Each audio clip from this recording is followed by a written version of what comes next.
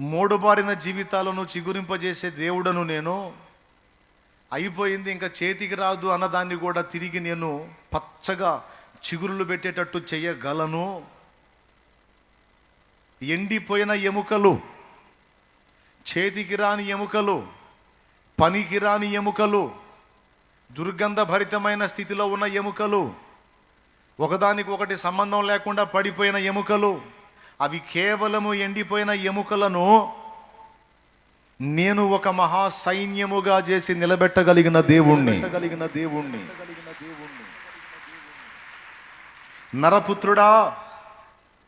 నరపుత్రుడా యెహెజ్కేలు గ్రంథము 37వ అధ్యాయము 1వ వచనం నుంచి, నేను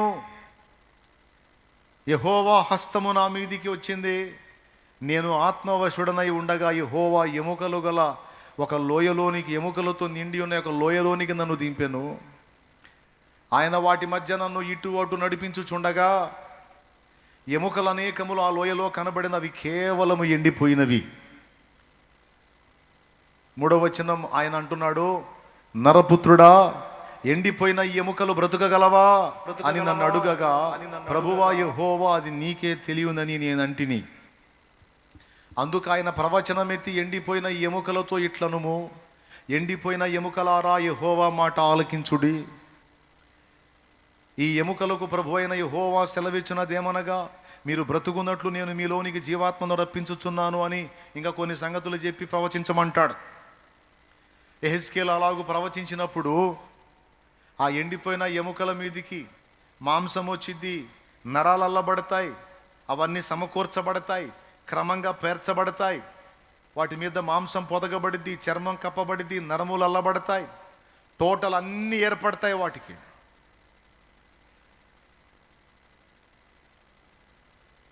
అంతా రెడీ అయిన తర్వాత జీవాత్మ నలువైపుల నుండి వచ్చి, అదిగో వాటి మీద ఊపిరి విడు అంటే, జీవాత్మ నలువైపుల నుండి వచ్చి వాటి మీదికి వచ్చినప్పుడు ఆ ఎండిపోయిన ఎముకలు వ్యక్తులై మహా సైన్యమై ఆయన సముఖంలో నిలబడతారు. ఏమండి, ఈ రాత్రి ఇక్కడ కూర్చున్నటువంటి మన జీవితాలు కేవలం ఎండిపోయిన స్థితిలో ఉండొచ్చు.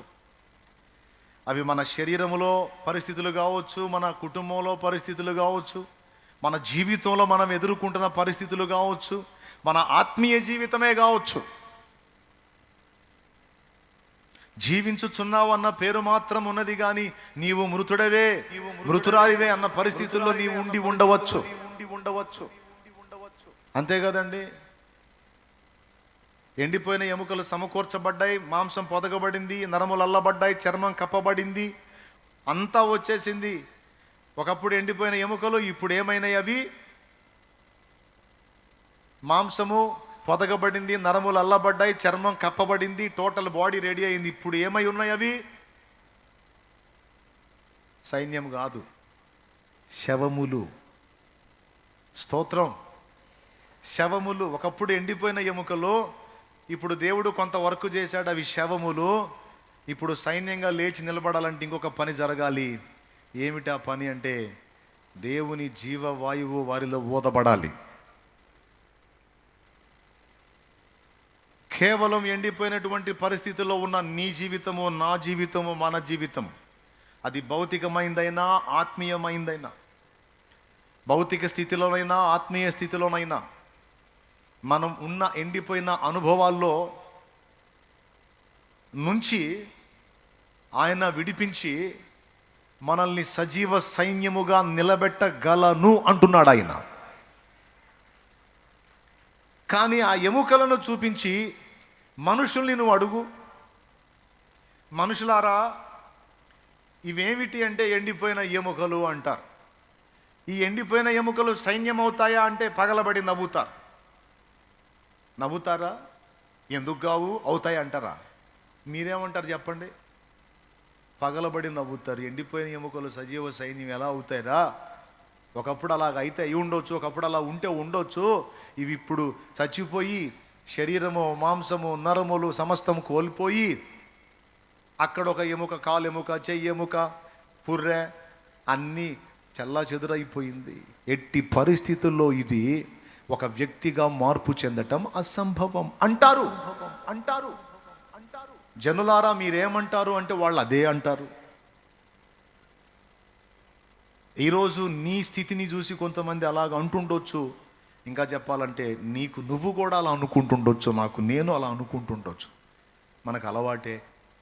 కొంచెం తేడా రాగానే అయిపోయింది అయిపోయింది అయిపోయింది అయిపోయింది అనుకోవటానికి ముందు రెడీ నెంబర్ 1గా ఉంటాం మన బతుకులన్నీ ఇయే.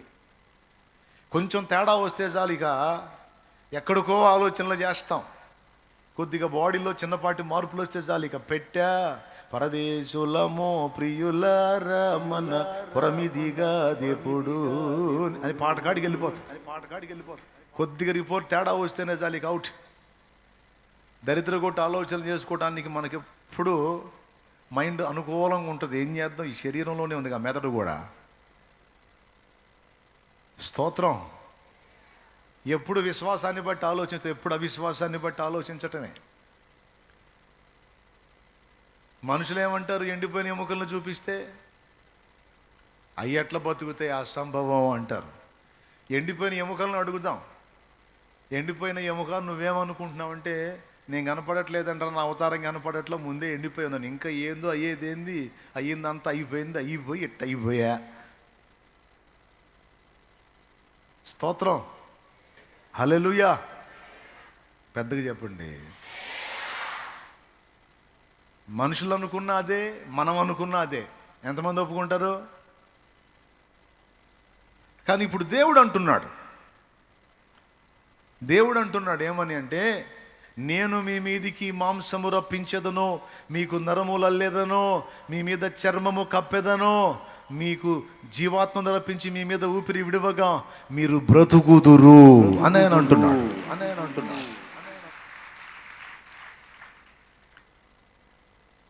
మళ్ళీ తిరిగి బాగుపడలేనంతగా చెడిపోయావా? మళ్ళీ తిరిగి బాగుపడలేనంతగా నీ కుటుంబం పాడైపోయిందా? మళ్ళీ తిరిగి బాగుపడలేనంతగా నీ శరీరం పాడైపోయిందా? మళ్ళీ తిరిగి బాగుపడలేనంతగా నువ్వు బలహీనుడు అయిపోయావా, బలహీనురాలు అయిపోయావా?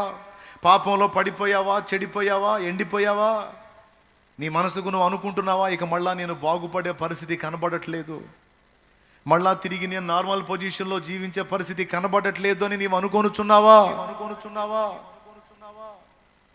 అట్లయితే నువ్వు అనుకోవటమో లేకపోతే నిన్ను గురించి ఇతరులు అనుకోవటమో నాకు అనవసరం.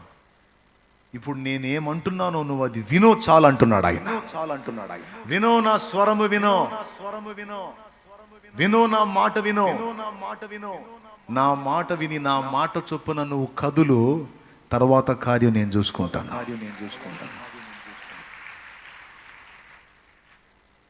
ఎండిపోయిన ఎముకలారా యెహోవా మీకు సెలవిస్తాడు, మీరు వినండి అంతే.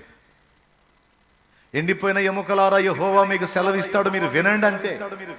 అంటే ఇప్పుడు నేను ఎముకలకి చెప్తున్నాను, మీకు చెప్తున్నానా? ఇప్పుడు ఆ ఎముకలు ఎవరు? మీరే కాదు, నేను కూడా.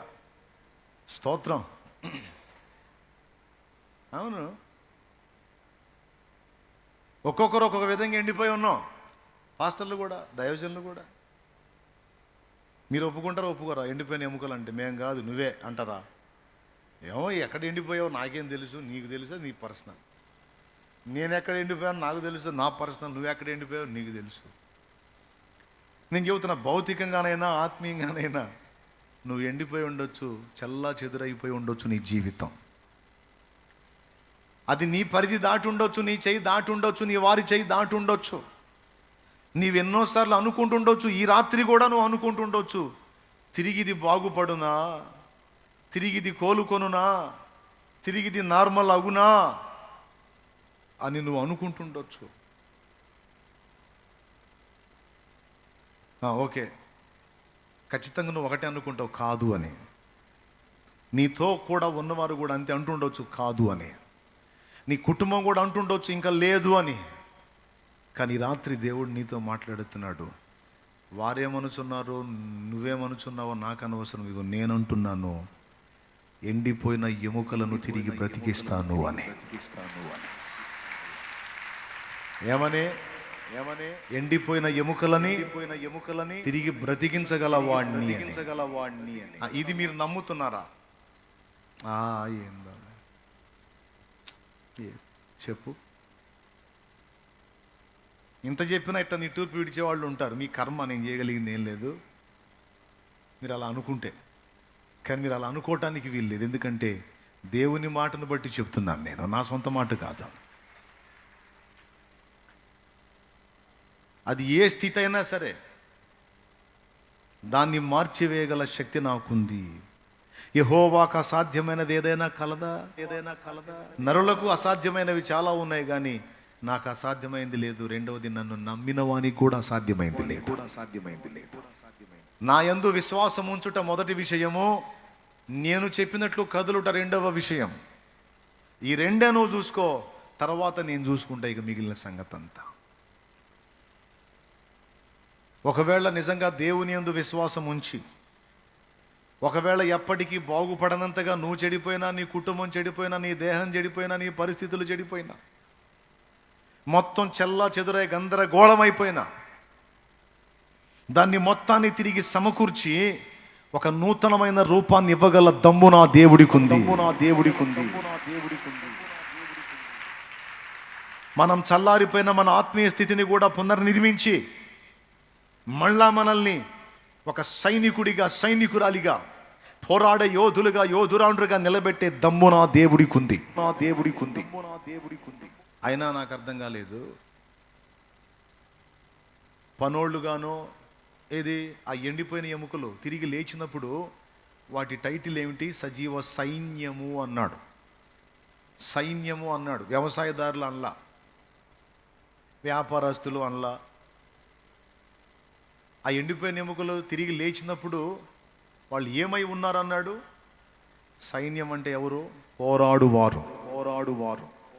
పోరాటం చాలించి ఎండిపోయావేమో, దేవుడు అంటున్నాడు, నేను మరలా నిన్ను లేవనెత్తుతాను, మళ్ళా నిన్ను నిర్మిస్తాను, మళ్ళా నిన్ను నాటుతాను, మళ్ళా నిన్ను కడతాను, మళ్ళా నిన్ను సిద్ధపరుస్తాను.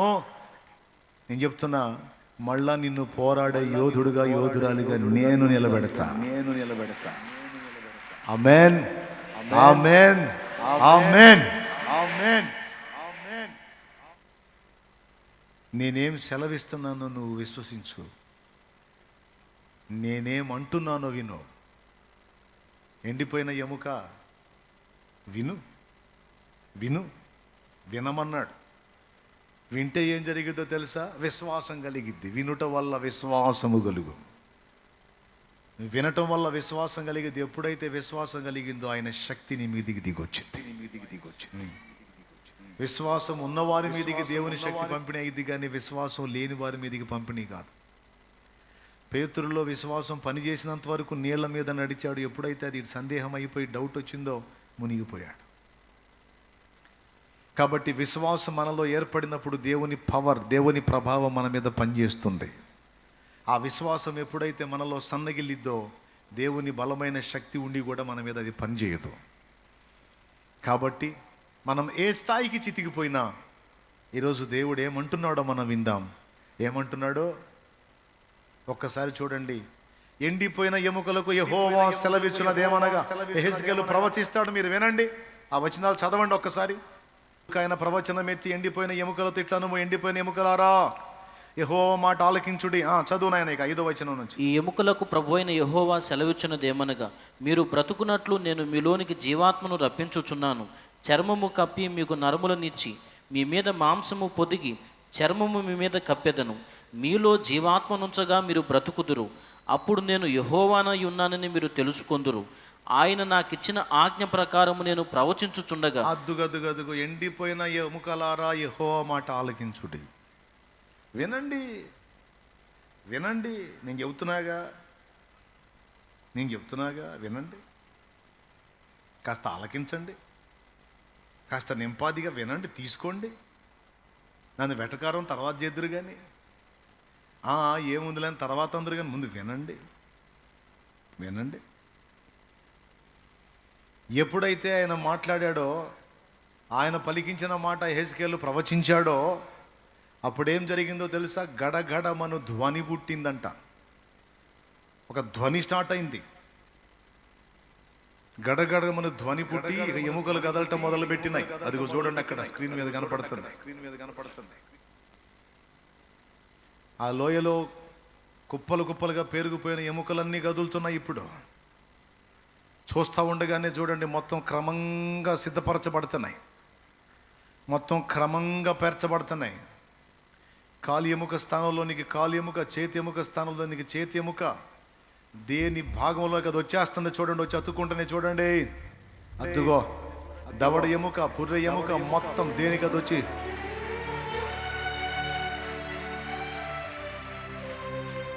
అదిగో మాంసం వచ్చేస్తుంది ఆ ఎముకల మీదకి. అదిగో నరములు అల్లబడుతున్నాయి ఆ ఎముకల మీద.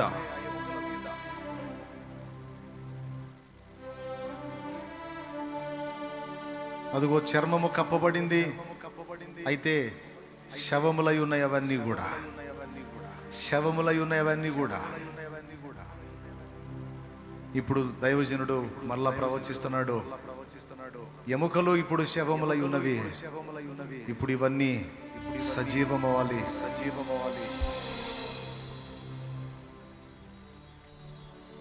ఏమన్నాడు?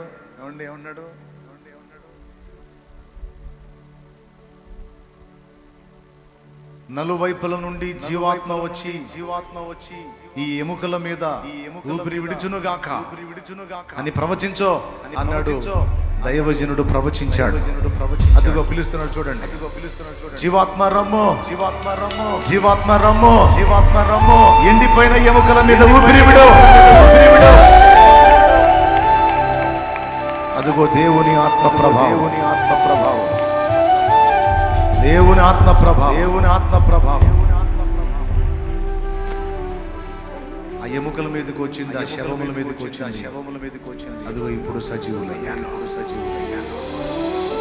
అది ఊపిరి వచ్చేసింది. కొంతసేపటి క్రితం ఆ ఎండిపోయిన ఎముకలు ఇప్పుడు సజీవులైన వ్యక్తులు. కొంతసేపటి క్రితం ఎండిపోయిన ఎముకలు ఇప్పుడు సజీవులైన వ్యక్తులు. అంతటితో అయిపోలా, చూడండి శిరస్త్రాణాలు వస్తాయి, అన్నీ వచ్చేస్తాయి.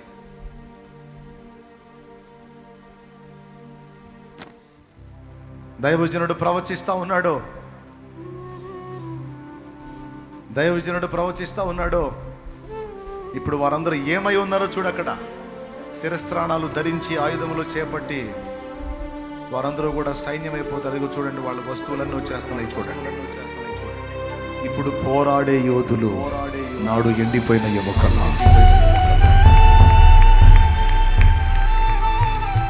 నాటి పేరు ఎండిపోయిన ఎముక, నేటి పేరు యోధుడు,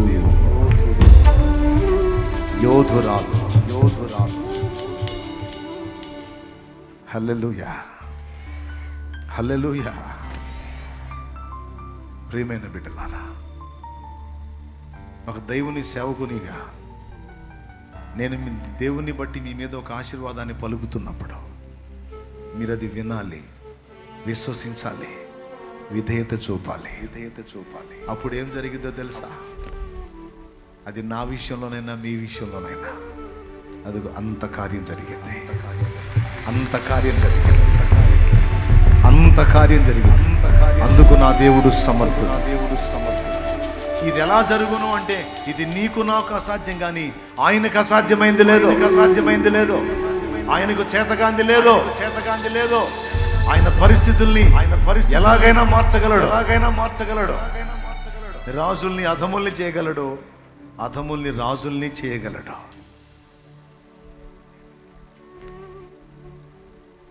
నీకేమర్థమైంది? దేవుడు ఏమంటున్నాడు?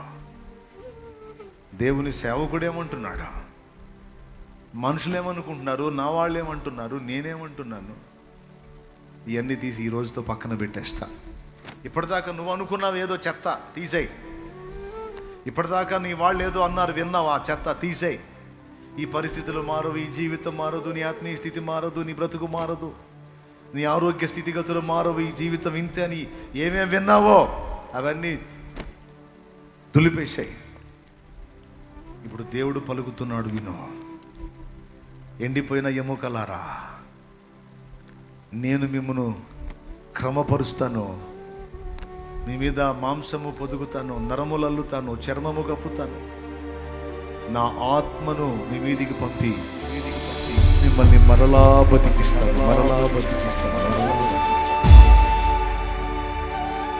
ఇదంతా దేవుడు తన ఆత్మ ద్వారా జరిగించే కార్యం. ఇంత జరిగి కూడా దేవుని ఆత్మ ఊపిరి విడవక మునుపు అవి శవములు, ఇప్పుడు ఊపిరి విడిచిన తరువాత వారు సజీవులు. ఈ రాత్రి దేవుడు అంటున్నాడు, ఎండిపోయిన నీ ఆత్మీయ జీవితం మీద నేను నిన్ను మరలా సిద్ధపరిచి, నిన్ను మరలా రూపించి, నా పరిశుద్ధాత్మ అనే ఊపిరి నీ మీద మరలా విడుస్తాను. నా పరిశుద్ధాత్మ అనే ఊపిరి నీ మీద మరలా విడుస్తాను. ఇక జాగ్రత్త పడు, ఇక సిద్ధపడు. నూతన శక్తి నీ మీదికి, నూతన బలము నీ మీదికి, నూతన ప్రభావం మరలా నీ మీదికి నేను పంపుతున్నాను. స్వీకరించు, విశ్వసించు.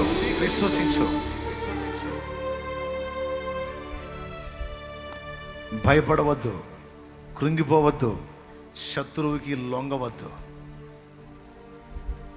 నేనున్నానుగా.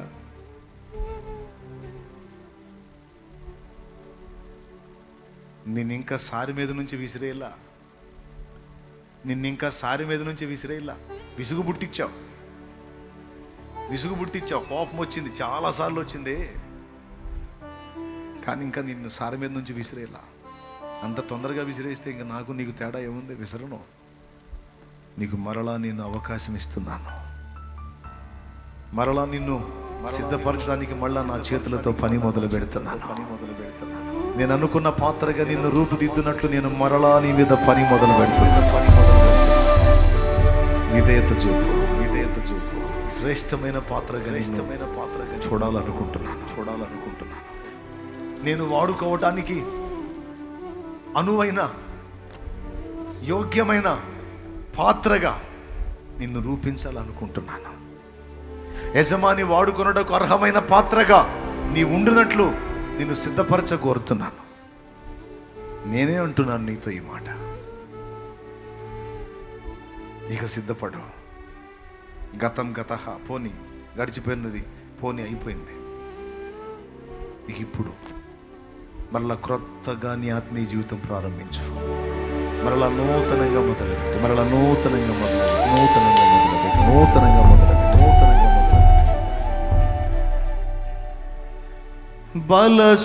బలసూచకమైన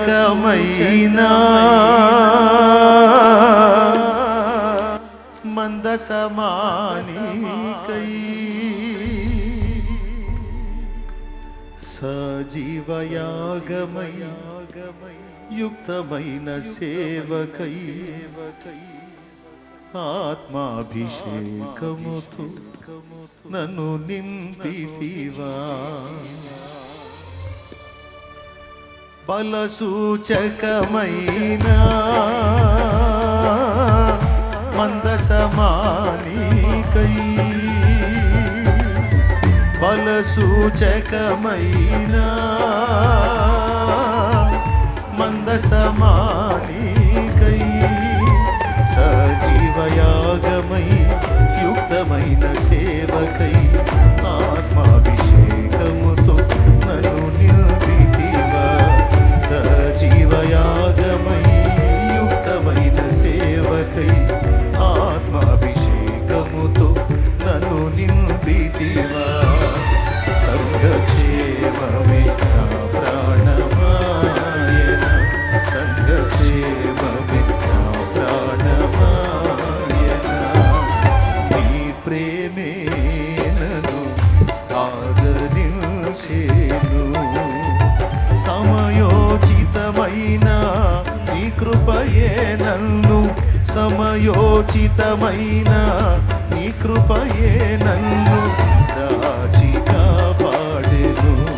నీ కృపయే దాచి కాపాడెను. నీ కృపయే దాచి కాపాడెను. నీ కృపయే దాచి కాపాడెను. చీకటి కెరటాలలో కృంగిన వేళలో,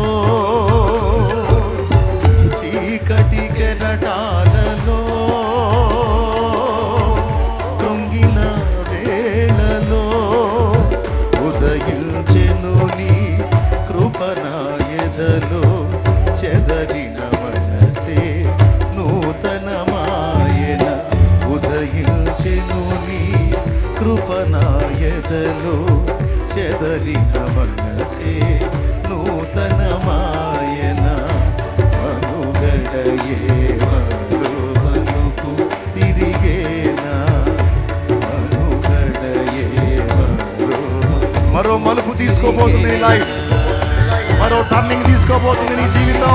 నీకు తెలియదు, ఇది జరగబోతుంది, నువ్వు అనుభవిస్తావు. నీ జీవితం ఒక మలుపు తీసుకునే సమయం ఆసన్నమైంది.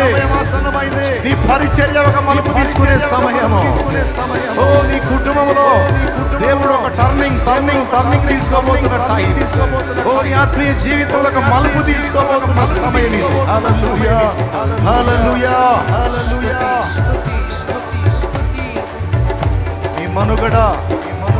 నీ మనుగడ మరో మలుపు తిరగబోతుంది.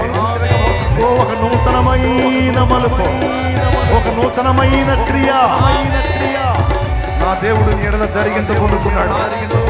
ఎండిపోయిన ఎముకలారా, సజీవ సైన్యమా, నా దేవుని మాటను బట్టి మీరు సజీవ సైన్యం అవుతారు. హల్లెలూయా.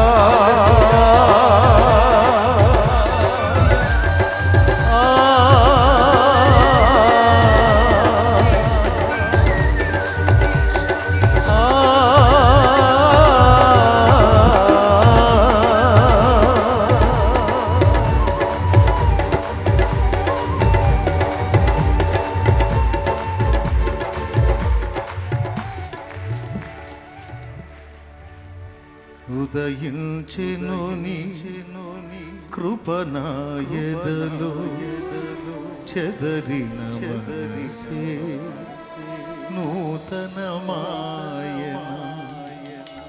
మనుగడయే మరో మలుపు తిరిగేనా మనుగడయే మరో మలుపు తిరిగేనా.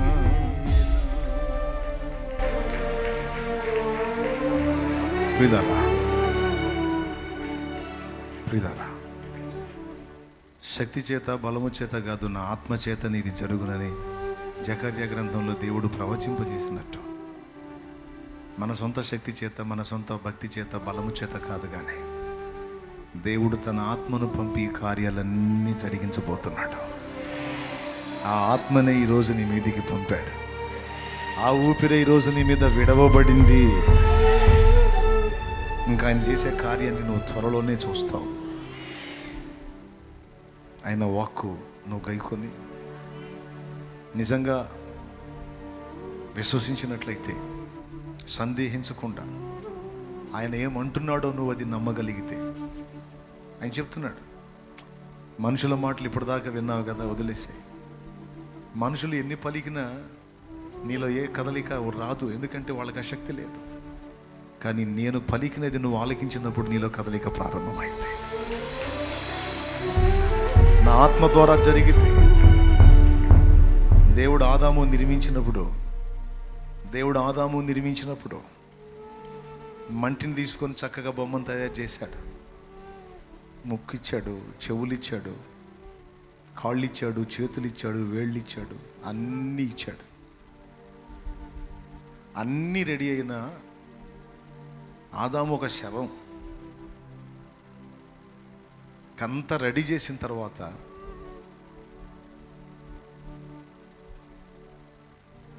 వాని నాసికారంధ్రములలో దేవుడు జీవ వాయువును ఊదగా ఊదగా ఊదగా ఊదగా నరుడు జీవాత్మాయను. అప్పటిదాకా మట్టి బొమ్మ అన్ని రూపించబడిన ఒక శవం.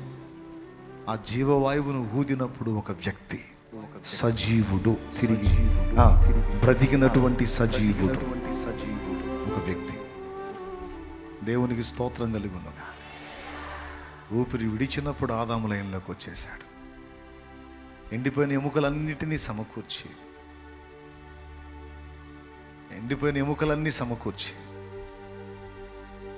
అన్ని రెడీ చేసి ఆయన ఊపిరి వదలమని జీవాత్మక సెలవిచ్చినప్పుడు అప్పుడు అవి సైన్యం. యేసుప్రభు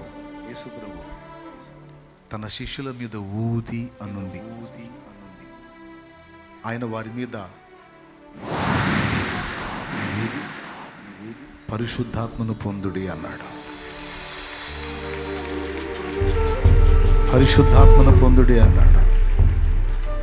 ఆ తర్వాత ఖచ్చితంగా అది వాళ్ళలో జరిగింది.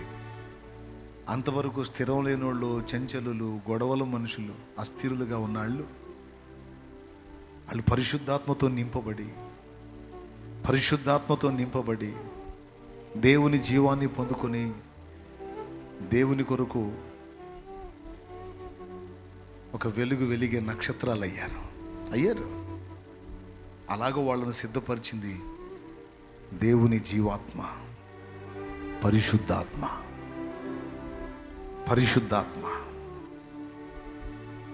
ఆ ఆత్మ ఈరోజు మన మీదకి పంపడానికి దేవుడు ఇష్టపడ్డాడు. ఆ ఆత్మను మన మీదకి పంపడానికి, మనలో నింపడానికి ఇష్టపడ్డాడు. మీలో ఎంతమంది నమ్ముతున్నారు? ఆమేన్. కాబట్టి విశ్వసించిన వారందరూ స్వతంత్రించుకుంటారు. ఇక్కడ ఉన్న వాళ్ళు, లైవ్లో వీక్షించే వాళ్ళందరికీ కూడా ఈ వాగ్దానం వర్తిస్తుంది. మీరు దేవుని వాక్కు విని ఆయన ఏమంటున్నాడో మీరు గైకోనట్టయితే తప్పకుండా మీరు స్వతంత్రించుకుంటారు. ఇది ఖాయం.